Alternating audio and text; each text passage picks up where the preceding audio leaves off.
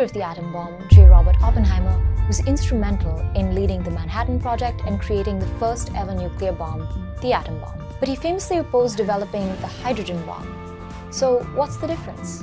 Both are nuclear, but only one has ever been used in warfare. In 1945, the United States dropped two bombs on two Japanese cities, Hiroshima and Nagasaki, to devastating effects. But the H-bomb has never been used outside of testing. H-bombs are thousands of times more powerful than atomic bombs. In fact, the biggest bomb ever detonated is an H-bomb, the Tsar Bomba. This is the terror that once again casts its eerie shadow over the face of the Earth. The hydrogen bomb. This was 3,000 times the strength of the atom bomb dropped on Hiroshima and was tested by the Soviet Union in 1961. But why exactly is the H-bomb so much more destructive than the atomic bomb? To understand this, we need to know where these two nuclear weapons get their power, the difference between nuclear fission and nuclear fusion. Splitting big atoms is called fission. Putting together small atoms is called fusion.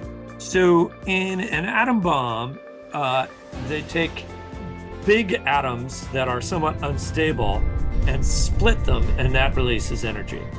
When a big atom like uranium or plutonium splits, it releases a lot of energy, but it also releases a couple of extra neutrons. Each of those neutrons can then go split another atom, which will release a couple more neutrons. And so you get 2, 4, 8, and pretty soon you've got trillions, quadrillions of atoms splitting and releasing neutrons. And that then builds up to an enormous amount of energy. Energy measured in the equivalent of thousands or even millions of tons of equivalent of conventional explosives. Hydrogen bombs, on the other hand, are a combination of nuclear fission and nuclear fusion. In a hydrogen bomb, they take small atoms and put them together, and that releases energy.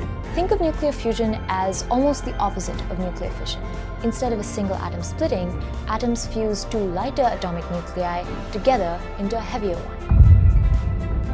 It's the same reaction that powers our sun, and it's the fusion process that releases an even greater amount of energy than nuclear fission alone, hence the far greater explosive power. So whatever you think of Oppenheimer's role in creating the atom bomb, you can probably see the argument against developing the even more destructive H-bomb.